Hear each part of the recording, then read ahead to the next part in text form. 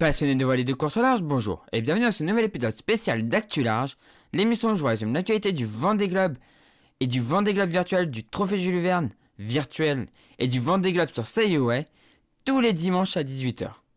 Aujourd'hui, dans un premier temps, on va parler du Vendée Globe où j'ai eu une grosse frayeur car Manuel Cousin a eu une avarie de quille. J'ai eu très peur. Il est en train de réparer, normalement ça. J'espère pour lui que ça va tenir jusqu'au sable. Croise les doigts vraiment. Voilà, j'espère que le deuxième Normand de la flotte va réussir à rejoindre les sables. Ça me ferait très plaisir. Ensuite, on va parler du coup de Virtual Regatta. On va commencer par le Trophée Jules Verne, puis le Vendée Globe. Et enfin, on finira par le Vendée Globe sur Sayoway. Je vous fais une petite annonce ici. Cette semaine, je vais commencer les streams sur Twitch. Vous savez que j'en parle depuis très longtemps. J'ai enfin la fibre, donc je peux enfin les faire. Je continue à travailler sur la mise en place, tout parce qu'il y a un petit peu de boulot à faire quand même. Donc, peut-être lundi, peut-être mardi ou peut-être mercredi. Je pense que mercredi c'est grand max. Et donc, mercredi, il se peut qu'on parte des Sables d'Olonne pour faire ce qu'on avait dit. Donc, le convoyage retour du bateau des Sables d'Olonne vers le Havre. Et du coup, voilà, ça se pourrait. Et je vous montre du coup en avant-première une petite overlay que j'ai faite. Voilà. Donc là dans follow, il faudra imaginer que dans follow ce sera les follow. Voilà. Mais voilà l'overlay du facecam que vous aurez pour les lives. Voilà. Du coup on commence avec le Vendée Globe maintenant.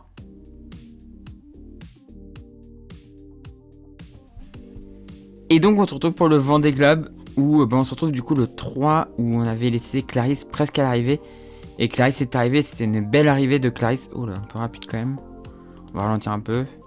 Et donc c'était une belle arrivée de Clarisse qui a fait... Ouais, c'était magnifique, c'était tellement beau. Avec Tanguy qui a regardé ça avec des yeux de... Moi je veux y être dans 4 ans, mais les gars, moi maintenant. Moi qui y va. Clarisse qui a envie d'y retourner. Ça m'étonne pas d'elle. C'était... Ouais, c'était magique. Magique. Bravo Clarisse pour ton beau Vendée Globe.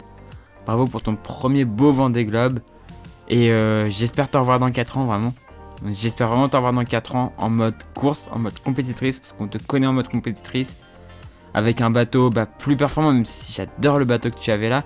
C'est mon IMOCA préféré. Je sais pas pourquoi, je peux pas l'expliquer. Mais c'est mon IMOCA préféré. Et mais tu as fait un très beau Vendée Globe, Clarisse. Vraiment. On va passer un petit peu au groupe ceux qui étaient derrière maintenant. Et c'était Jérémy Bayou et Romain Attanasio. Jérémy a bien distancé Romain. Et il est arrivé un peu plus tard. On va regarder. On va mettre un peu rapide quand même. Parce que sinon on va faire encore une vidéo de 3 heures. Ah voilà l'arrivée. Bientôt l'arrivée. Une arrivée aussi très émouvante de Jérémy. Qui a fait un beau Vendée Globe. Qui aura été rapide. Qui avait un bon bateau, malheureusement ça a été très dur pour lui, franchement. C'était très dur pour lui, GG Jérémy, vraiment. T'es un exemple de courage, mec. Je dis mec, comme si t'es un... Voilà, mais... T'es un exemple de courage, vraiment. T'es vraiment un exemple de courage. Je pense que...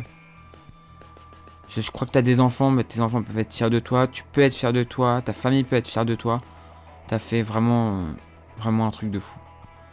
Et Romain qui est arrivé derrière, lui, un petit peu derrière, du coup. Mais voilà, une belle arrivée de ces deux marins. Romain, les retrouvailles avec Ruben. On pensait tous au début du Vendée Globe que c'était Samantha qui allait rentrer en première. Eh non, c'est Romain qui est arrivé devant. Et qui est arrivé avant Samantha. Et donc maintenant, c'est ce petit groupe-là qu'on va suivre. Non, mais c'est moi, je veux suivre ce groupe-là. Voilà, ce petit groupe-là qui devrait arriver à partir de mercredi. On a des ETA pour mercredi, pour Arnaud et Codiro, par exemple. Voilà, on est là. Donc ce groupe-là qui devrait arriver mercredi, mais on verra ça tout à l'heure. On va aller voir l'arrière de la flotte. L'arrière de la flotte qui est ici. Où Alexia a réussi à bien larguer Ariuzela, mais Ariuzela a une meilleure position selon moi et plus dans l'est, a une meilleure position, donc à voir est-ce qu'il va réussir à revenir ou pas, parce que là Alexia est un petit peu est un petit peu coincée. Elle est un petit peu auprès et après elle va être un peu serrée, je pense. Je pense que Harry a une possibilité de revenir par la suite. Donc normalement en plus il a un meilleur bateau. Et si on regarde, oui, c'est clair, net et précis que Harry est dans une meilleure situation. Même s'il a traversé plus de zones de molle, il est peut-être encore un peu trop plus dans la molle, mais après il va avoir vraiment un bon angle vent pour remonter dans l'Alizé. Et donc ça devrait être cool pour eux. Avec un poteau noir, avec un équateur qui devrait arriver assez rapidement. Mais un poteau noir là qu'on voit dans 33 heures qui est très très actif, même s'ils ne seront pas dans 33 heures. Mais ouais, une zone qui a l'air d'être très active par là. Hein. Il y a l'air d'y avoir des grosses zones sans vent. Et bizarrement un poteau noir qui a l'air d'être au sud de l'équateur. C'est assez rare. On a souvent l'habitude de voir le poteau noir au nord de l'équateur géographique. Et là, on a l'air d'avoir une partie du poteau noir au nord de l'équateur géographique et une autre partie au sud, tu vois. C'est assez bizarre. 72 heures. Ça semble se recalmer après, ça a l'air d'être un peu plus cool. Donc, ouais, à voir ce qui va leur arriver. Ouais, 93 heures, ça a l'air d'être plutôt cool. Donc peut-être qu'ils vont rentrer dans un poteau noir un petit peu actif, mais après, ça va être beaucoup mieux, normalement. On va parler de ces deux-là, même si c'est deux hors course, du coup, Samantha et Isabelle qui est repartie, ça fait plaisir aussi. Isabelle Josque qui est repartie en hors course. Et donc, bah, normalement, les deux vont s'attendre au niveau de Fernando de Noronha pour finir leur route ensemble. Ça, c'est plutôt cool. Ça va être bien pour pas être seul et pour... Parce que c'est pas facile de repartir hors course. Hein. Il y en a beaucoup qui auraient dit, bah non, moi je repars pas. Je suis plus en course, je repars pas. Et là, bah, ils ont le courage de finir hors course, donc c'est vraiment beau. Ils vont avoir un poteau noir un petit peu compliqué du coup. Eux ils vont vraiment se prendre le poteau noir un peu compliqué. Faut aller à l'ouest. Faut essayer de passer à l'ouest. Et là on voit quoi, dans 24 heures, 30 heures, 33 heures. Ouais, ils ont le poteau noir compliqué donc ça va être assez dur. Je pense ça va être assez compliqué à traverser. Et par contre après derrière il y a de l'Alizé. À 55, plus 51 heures il y a de l'Alizé. Donc s'ils arrivent à le traverser, ça devrait aller. Ils devraient avoir un régime d'Alizé quand même, qui est très sud par contre. Il démarre très sud. Aux Alizés, au Canaries, il n'y a même pas encore d'Alizé, tu vois. Il y a un début, ça commence à partir un peu, mais voilà. Par contre, c'est extrêmement sud. Et après, tu as toujours cette grande barrière sans vent là, qui a un peu de casse-pied et qui casse un peu les burnes à tout le monde. Et voilà pour eux, du coup, après. Une fois passé le poteau noir, on va dans l'Alizé et on remonte. Mais c'est pas très compliqué en ce moment les actus l'argent, les stratégies sont pas très compliquées. C'est plus compliqué en fait quand tu t'approches des zones comme ça. Là. Ensuite, on va venir ici par le groupe de Clément Giraud, de Manuel Cousin du coup, qui est pas rapide, hein, il est à 8 nœuds, il est en train de réparer encore, donc voilà, c'est normal. Et 11 nœuds pour Miranda Miron. Donc un groupe ici, j'espère qu'il va réparer assez vite, ça tiendra et qu'il pourra quand même rester avec le petit groupe, ça serait cool. Mais Manu est un combattant, j'y crois pour lui, j'espère. Je rêve de le voir remonter le chenal des Sables. Il en rêve, mais moi j'en rêve pour lui aussi. On va regarder un petit peu la météo qu'ils vont avoir pour les prochains jours. Donc une zone, toujours cette zone de merde, avec peu de vent, mais quand même dans 24 heures. Une zone avec un peu plus de vent. Donc je pense que le meilleur endroit pour aller viser, moi, ça serait plutôt ici. Et on voit que Clément Giraud, lui, vise plutôt tout droit. Donc Clément Giraud aurait plutôt la stratégie d'aller au près par ici, tu vois. D'aller dans la zone de près. Et on verrait plutôt, est-ce que Manu, il fait cette route-là à cause de son avarie? Ou est-ce qu'il a vraiment l'idée d'aller chercher là, tu vois? Moi, j'irais plutôt chercher là, tu vois. Je comprends pas ce que fait Clément.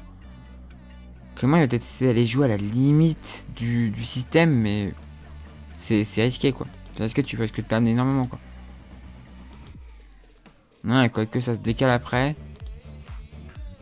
Ouais, ça se décale par la suite, ça... Mais dans 57 heures, quoi. Je pense que dans 57 heures, normalement, il est censé être plus haut, tu vois. Non, à voir. Je pense qu'en fait, Clément va chercher ça. Et Manu, quand il va pouvoir repartir, il pourra peut-être aller chercher ça, mais avant, tu vois. Et donc passer en premier dans le système des dépressions. Je pense que c'est ça un peu l'idée. Maintenant, on va passer à ici. Alors. Ou Didac Costa, on va faire Didac Costa tout seul. Didac Costa s'est fait distancer, malheureusement pour lui. S'est fait distancer par le groupe de ceux de devant, quoi. Et il est à la limite, en fait, de se faire reprendre par la zone sans vent. Mais ça devrait aller. Il devrait pouvoir aller chercher cette dépression qui a l'air d'être quand même un peu badass. Mais il devrait quand même pouvoir aller la chercher et filer vers les Sables d'Olonne. Enfin, filer. Dans une dep comme ça, tu files pas trop, hein. Tu fais attention, quoi. Surtout quand t'es pas loin de l'arrivée. Mais il devrait pouvoir aller dedans et avancer. Et dans tous les cas, même s'il l'attrape pas, parce qu'elle a l'air en plus de descendre très sud, il y a l'air d'y avoir une zone avec peu de vent qui va s'installer sur... Quoique, non, ça, non. Il y a une zone avec peu de vent devant, mais après, dans le golfe, il y a du vent. Et la zone, en plus, a l'air de se rétracter un petit peu. Donc, ouais. De toute façon, il faut qu'il chope la dépression. La dépression va aller ici. On va revenir au moment où la dépression rentre, là. Voilà, c'est cette dépression-là. En vrai, je pense qu'il va se faire doubler. Donc, du coup, ça ira plutôt jouer à l'arrière de la dépression après. Est-ce que l'idée serait pas d'essayer de monter dans le nord? Ouais, non, pas monter dans le nord, non, je suis con. 57 heures. Non, faut rester dans le sud. Faut rester dans le sud. Et même si y a la zone sans vent là, t'es clairement mieux parce qu'après derrière t'as une dépression qui arrive. Et puis surtout t'as un petit couloir de vent là, tu peux peut-être essayer de le prendre ou... Mais après t'as quand même une zone de pétole sur... Enfin de pétole. C'est pas vraiment de la pétole mais avec moins de vent sur le golfe. Donc dans tous les cas tu seras obligé de la traverser. Donc soit tu choisis l'option de passer par le sud comme ça. Mais après t'as du près ici. Soit... Ouais non, attention dans tous les cas t'auras du près quoi. Donc soit tu choisis de prendre le plus de portants possible. Voilà, soit tu choisis de prendre du près, mais tu auras toujours du vent normalement. Ça c'est un choix. Ça va être un peu pareil pour eux, sauf qu'eux ils sont un tout petit peu en avance. Donc ils ont un petit avantage. Là on voit qu'ils sont là. Faut regarder à plus de 72 heures du coup. Bah eux ils vont garder la dépression en fait. Ils vont garder cette petite dépression là. Qui devrait leur permettre en fait de rentrer dans le golfe de Gascogne. Avec du coup moins de vent. Même si... Ouais non 30 heures, ah quoique. 36, 36, 39, 42, 45, 48. Ah c'est pas aussi facile tu vois parce que les routages nous disent une arrivée vers mercredi du coup.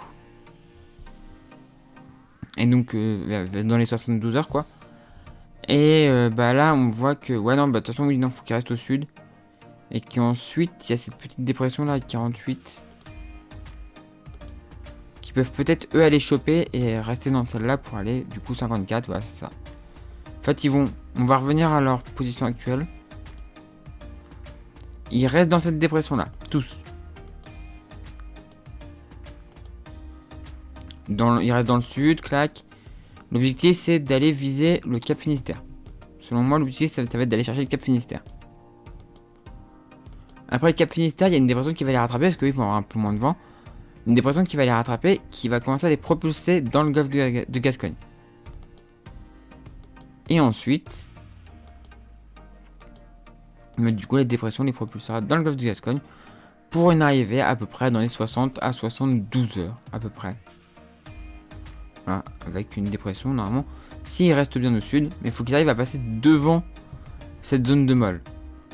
Cette zone de molle en 69 heures. Donc voilà, ça c'est l'idée pour ce groupe là. Du coup on a fini avec les groupes, on va juste regarder le classement. Donc c'est Arnaud Boissière là pour l'instant qui maintenant est la référence, qui est à 081 000 de l'arrivée, suivi par Kojiro Shirashi à 12,1 000, on va dire la distance à Arnaud, parce qu'il est assez loin donc ça va. À 12,1 000, non on va dire distance à l'arrivée plutôt. 1093 000 de l'arrivée, Alan Roura à 1137 000 de l'arrivée, Stéphane Le Diraison à 1141 000, pardon. Pip Art à 1243. Didac Costa à 1586. Clément Giraud à 2196. Clément Giraud qu'on pourra aussi applaudir parce que faut se rappeler qu'il y a un an, son bateau partait en fumée dans le port du Havre. Enfin, partait en fumée. Il n'est pas détruit complètement, mais voilà. Et son sponsor le larguait juste après. Et là, il va finir un Vendée Globe. Bravo l'artiste, quoi. Miranda Meron à 318 000. Manu Cousin à 2358 000. Alexia Barrier à 4331 000, qui sont les derniers en fait dans l'hémisphère sud. Et Harry Uzela à 4450,2 000. Voilà. Bah du coup on a fini avec le Vendée Globe. Et maintenant on va passer à Virtual Regatta.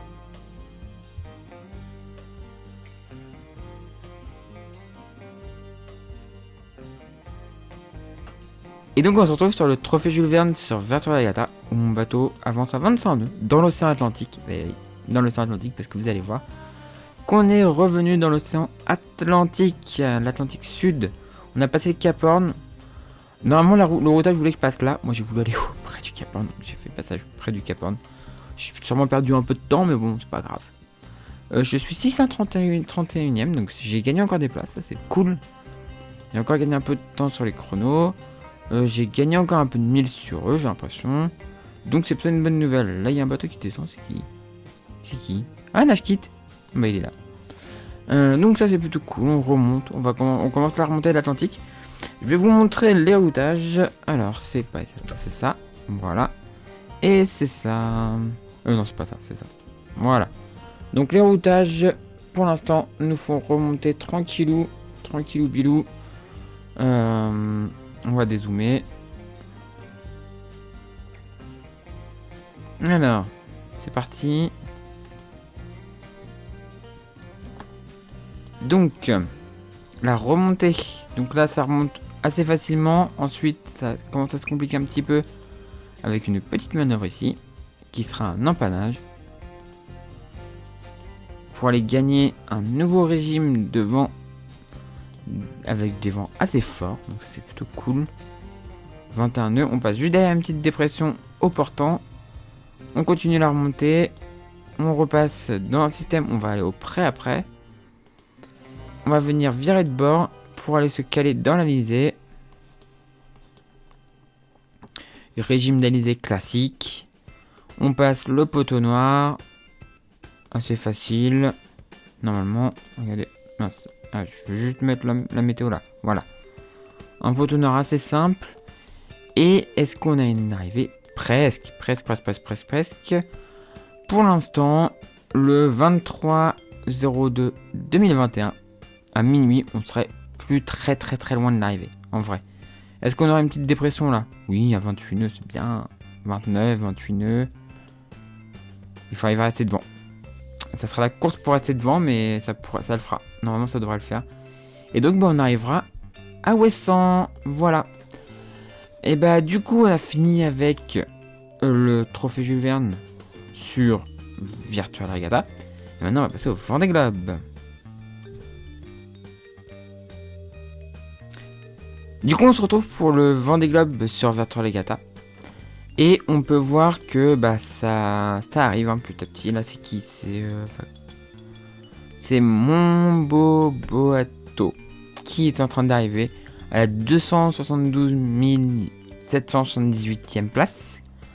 Donc c'est plutôt cool pour lui, hein. C'est bientôt l'arrivée de son Vendée Globe. Je sais pas si c'est le premier Vendée Globe ou pas, mais belle arrivée. Et là c'est Robot aussi qui arrive bientôt à la 285 530e place. Donc est-ce que l'expérience est réussie? Il a des choses à apprendre, mais on va dire que il a un routage qui est de mieux en mieux quand même. On peut dire qu'il a quand même un routage de mieux en mieux, qui est de plus en plus propre. Donc ouais, il y a des progrès, l'intelligence artificielle apprend, donc ça c'est cool. Là on voit, alors ça c'est des bateaux réels, est-ce qu'on voit quelques bateaux virtuels? Oui, on en voit un là ici, qui est un merde, VNB Mayenne. Non, ils ont pas... Me dis pas qu'ils ont pas eu le droit de marquer VNB, j'avais pas fait attention. Ouais, je crois qu'ils ont pas le droit de marquer VNB. Ah si, il y a marqué VNB. Mais pas sur la grand voile. Il y a marqué VNB, mais pas sur la grand voile. Je pense savoir pourquoi.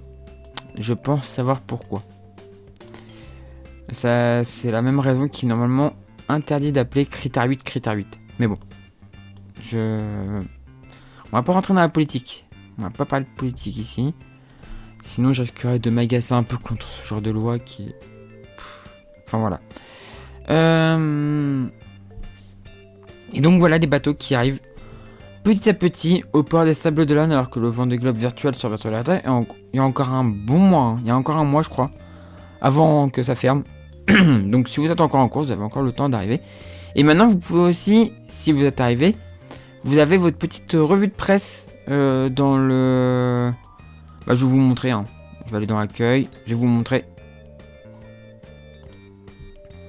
Vous avez votre petite revue de presse si vous n'êtes pas retourné depuis que vous êtes arrivé.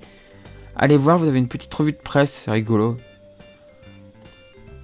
Vous voyez, hop. Voilà.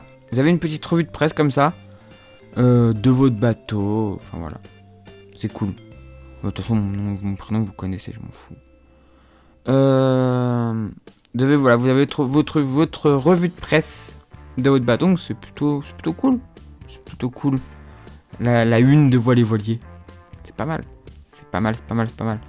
Marin d'exception et tout, tu vois. Non, mais j'ai les chevilles qui enflent là. Faut que j'arrête. Voilà. Mais du coup, on a fini avec le Vendée Globe sur Virtual Regatta. Et maintenant, on va passer au Vendée Globe sur Sail Away.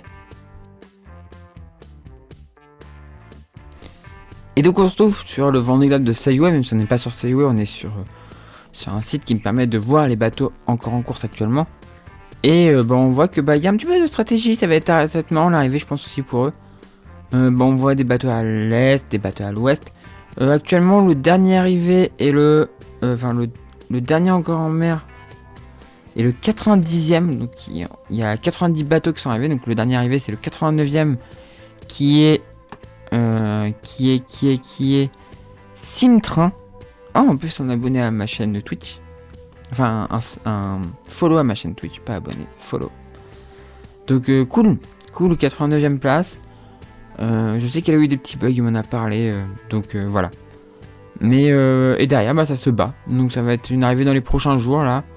Pour eux, pour une belle arrivée de Vendée Globe. Dans des conditions qui vont avoir un petit peu d'air normalement. Donc ça devrait être cool pour eux.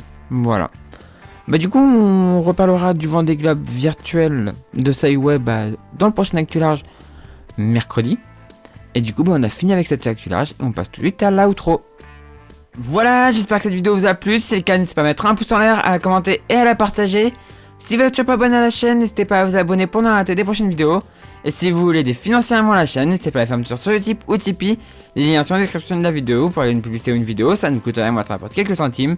Et si vous souhaitez faire un don, c'est possible aussi sur ces deux plateformes, voilà. Et du coup, moi je vous dis à la prochaine pour la prochaine vidéo sur la chaîne Toria.